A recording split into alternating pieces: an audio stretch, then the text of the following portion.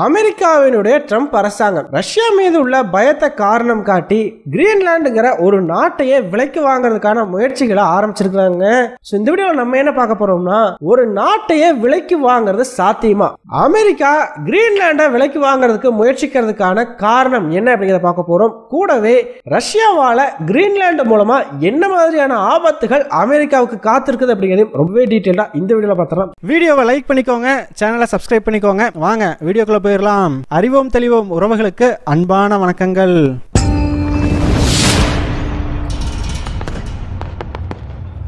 முதல் விஷயமா, அமெரிக்க அதிபரான Donald Trump மீண்டும் அதிபராக பொறுப்பேற்றுக்கிட்ட பிறகு முதல் நாளே பல அதிரடியான விஷயங்களை பண்ணியிருக்காரு. இது எல்லாருமே எதிர்பார்த்த ஒரு விஷயம்தான். ஆனால் யாரும் கொஞ்சம் கூட எதிர்பார்க்காத அளவுக்கு மிக அதிர்ச்சிகரமான ஒரு சம்பவம் ஒன்றையும் பண்ணிவிட்டு இருக்காருங்க.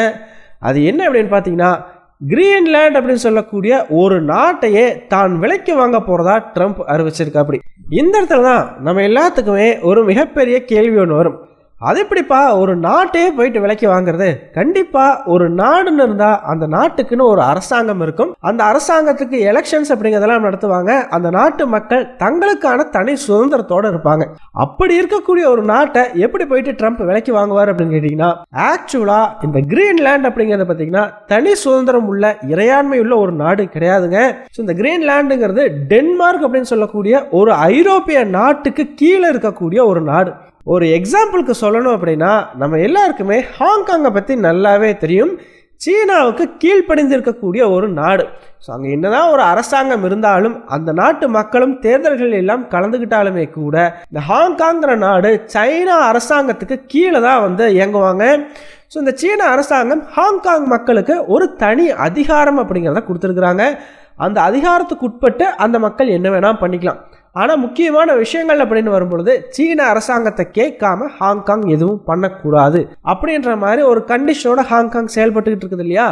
ஸோ அதே மாதிரி தாங்க இந்த டென்மார்க்குங்கிற நாட்டுக்கு கீழே ஒரு சில தனி அதிகாரங்களோட இந்த கிரீன்லாண்ட் அப்படிங்கிற நாடு தொடர்ந்து இருக்குது. இப்போ கிரீன்லாண்டுக்கு பார்த்தீங்கன்னா தனி அரசாங்கம் அப்படிங்கிறது இருக்குதுங்க. ஆனால் அந்த அரசாங்கத்தால் ஒரு சில அதிகாரங்களை டென்மார்க் அரசாங்கத்தை கேட்காம பயன்படுத்தவே முடியாது. ஸோ சில விஷயங்கள் முக்கியமாக வெளிநாடுகளை சார்ந்த விஷயங்களை எதா இருந்தாலும் டென்மார்க் அரசாங்கத்துக்கூட கலந்து ஆலோசித்த பிறகுதான் கிரீன்லாண்டு அந்த விஷயங்கள்ல முடிவெடுக்கணும். ஸோ இப்போ ட்ரம்ப் என்ன சொல்றாரு அப்படின்னு பார்த்தீங்கன்னா, இந்த டென்மார்க்குங்கிற நாட்டுக்கு கீழே தானே கிரீன்லாண்ட் இருக்குது. ஸோ டென்மார்க்குக்கு தேவையான விஷயங்களை நான் பண்ணி கொடுத்துட்டு, இல்லை ஒரு அமௌண்ட் மாதிரி நான் கொடுத்துட்டு கிரீன்லாண்டுங்கிற நாட்டை நான் வாங்கி போறேன். இந்த கிரீன்லாண்டுங்கிறத அமெரிக்காவோட 51வது மாநிலமா அமெரிக்கா கூடயே சேர்த்துக்க போறேன் அப்படிங்கிற மாதிரி சொல்லிட்டு இருக்கா. அப்படி இந்த இடத்துல தான் நம்ம எல்லாத்துக்குமே ஒரு மிகப்பெரிய டவுட் ஒன்று வரும். எதுக்காகங்க ட்ரம்ப் கிரீன்லாண்டை வாங்குறதுக்கு இவ்வளவு முயற்சிகள் எடுக்கணும் அப்படின்னு கேட்டீங்கன்னா, ரொம்பவே சிம்பிள்ங்க. ஸோ இந்த மேப்பை பாருங்க. இந்த கிரீன்லாண்டுங்கிறது பார்த்தீங்கன்னா ஆர்டிக் பெருங்கடல் இருக்கக்கூடிய பனிப்போர்த்திய ஒரு நாடு. ஸோ என்னதான் இந்த நாட்டை ஐரோப்பிய நாடான டென்மார்க் கட்டுப்படுத்தினாலுமே கூட இந்த நாடு டென்மார்க்கு பக்கத்தில் கிடையாதுங்க. டென்மார்க்ல இருந்து பல ஆயிரம் கிலோமீட்டர்கள் தொலைவு தள்ளி தான் இந்த கிரீன்லாண்ட் அப்படிங்கிற நாடு இருக்குது. அதை விட முக்கியமா இந்த கிரீன்லாண்டு பார்த்தீங்கன்னா டென்மார்க்கை விட அமெரிக்காவுக்கு ரொம்பவே நெருக்கமான ஒரு நாடு. ஸோ அமெரிக்காவுக்கு பக்கத்திலே வந்திருக்கு. ஸோ ட்ரம்ப் என்ன சொல்றாரு அப்படின்னு பார்த்தீங்கன்னா, அமெரிக்காவோட நேஷனல் செக்யூரிட்டிக்கு இந்த கிரீன்லாண்டுங்கிற நாடு ரொம்பவே முக்கியம். காரணம், இது அமெரிக்காவுக்கு பக்கத்திலே இருக்குது இல்லையா? ஸோ ரஷ்யாவோ சைனாவோ ஈரானோ இந்த மாதிரி அமெரிக்காவுக்கு எதிரான நாடுகள் ஒருவேளை வருங்காலத்தில் இந்த கிரீன்லாண்ட் அப்படிங்கிற நாட்டு மேலே ஏதோ ஒரு வகையில் ஆதிக்கம் செலுத்த ஆரம்பிச்சாங்கன்னா அது அமெரிக்காவுக்கு ஒரு பெரிய டேஞ்சர் ஆகும். யோசிச்சு பாருங்க, பக்கத்திலே இருக்கிறதுனால கிரீன்லாண்ட்ல இருந்து அமெரிக்கா மேல ஒரு தாக்குதலை நடத்துறது அப்படிங்கிறது ரொம்பவே ஈஸியான ஒரு விஷயம் இல்லையா? ஸோ இப்போ இதை காரணம் காட்டி தான் ட்ரம்ப் இந்த கிரீன்லாண்டை நான் வாங்க போறேன் அப்படின்னு சொல்லிட்டு இருக்கா. அப்படி ஆனா உண்மையிலேயுமே ட்ரம்ப் கிரீன்லாண்டை வாங்குறேன்னு சொல்றதுக்கான காரணம் அமெரிக்காவோட நேஷனல் செக்யூரிட்டி தானா அப்படின்னு கேட்டீங்கன்னா அதுதாங்க கிடையாது. காரணம், ரஷ்யா ஒருவேளை அமெரிக்கா மேல ஒரு தாக்குதலை நடத்தணும் அல்லது அமெரிக்காவுக்கு பக்கத்திலே இருக்கக்கூடிய ஒரு நாட்டை தன்னோட கட்டுப்பாட்டுக்குள்ள வச்சிருக்கிறதன் மூலமா அமெரிக்காவை ஒரு கை பார்க்கணும்னு முடிவு பண்ணாங்கன்னா ரஷ்யாவுக்கு கியூபாவும் இருக்குதுங்க, வெனிசுலாவும் இருக்குதுங்க. இந்த இரண்டு நாடுகளும் ஆல்ரெடி ரஷ்யா பக்கம் பெரிய அளவு சாஞ்ச நாடுகள். அதுலயும் ட்ரம்ப் ஆட்சிக்கு வந்துட்டாரு அப்படிங்கிற பட்சத்தில் இந்த இரண்டு நாடுகள் இன்னும் அதிக அளவுக்கு ரஷ்யாவை சார்ந்திருக்க வேண்டிய தேவைக்கு தள்ளப்படுவாங்க. ஸோ ரஷ்யாவுக்கு கிரீன்லாண்டை போய் ஆக்குப்பை பண்ணியோ இல்ல கிரீன்லாண்டில் அரசாங்கங்களை மாத்தியோ அதன் மூலமா அமெரிக்காவுக்கு ஒரு பிரச்சனையை ஏற்படுத்துறதை விட இந்த கியூபா மூலமாகவும் வெனிசுலா மூலமாகவும் ஈஸியா அதை ரஷ்யானால பண்ணிட முடியும். அது மட்டும் கிடையாதுங்க, இந்த கிரீன்லாண்டுனால நியர் ஃபியூச்சர்ல அமெரிக்காவுக்கு எந்த ஒரு ஆபத்துமே கிடையாது அப்படிங்கிறத நம்ம அடிச்சு சொல்லலாம். அதற்கு முக்கியமான காரணம் இந்த கிரீன்லாண்டு டென்மார்க்குக்கு கீழே இருக்கிற வரைக்கும் அமெரிக்காவுக்கு பிரச்சனைங்கிறதே கிடையாது.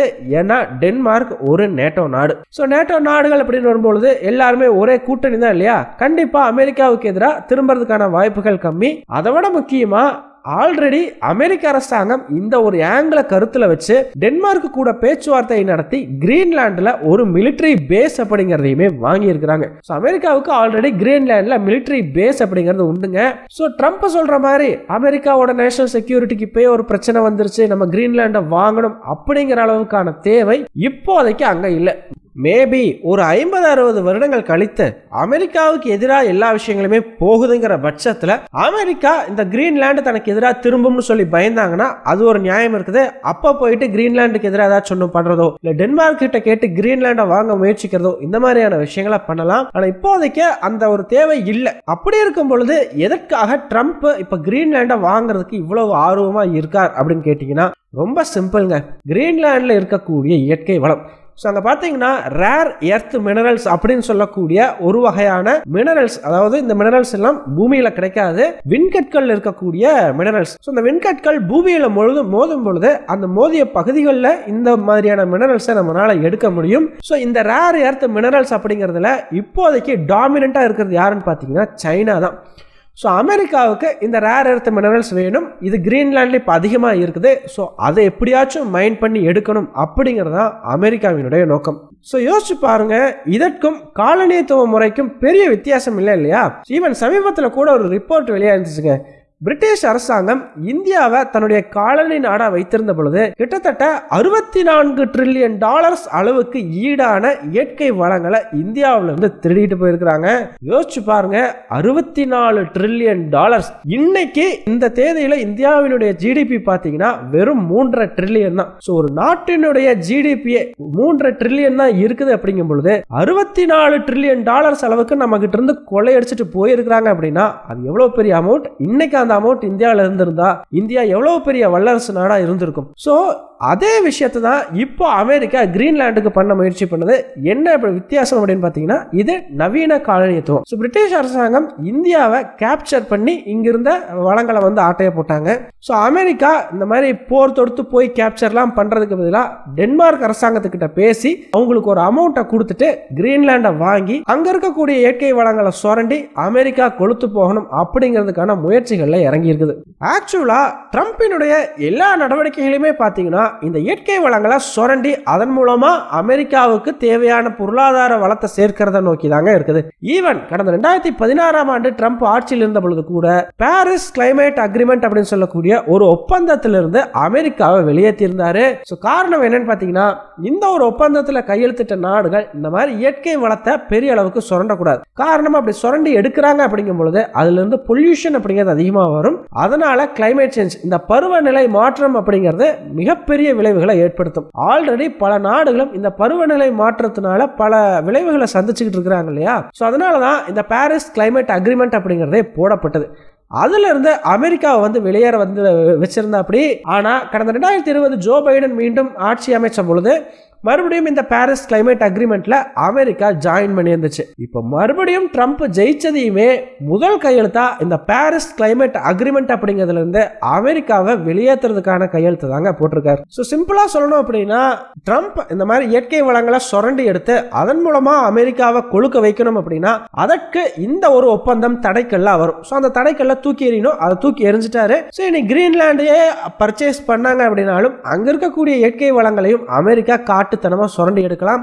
ஸோ அதற்கு தான் இந்த பருவநிலை மாற்றம் அப்படிங்கிறதையே வந்து ட்ரம்ப் அக்செப்ட் பண்ண மாட்டாரு. ஸோ பருவநிலை மாற்றம்ங்கிறது ஒன்றும் கிடையாது, இந்த பாரிஸ் கிளைமேட் அக்ரிமெண்ட் எல்லாம் ஒரு டுபாக்கூர் அக்ரிமெண்ட் அப்படிங்கிற மாதிரி தொடர்ந்து பிரச்சாரங்களை பண்ணிட்டு வந்தார். சரிப்பா, இது எல்லாமே ஒரு பக்கம் இருக்கட்டும். என்னதான் கிரீன்லாண்டு எனக்கு வேணும்னு சொல்லி அமெரிக்கா சொன்னாலும் அதற்கு டென்மார்க் அரசாங்கம் அனுமதி கொடுக்கணும் இல்லையா?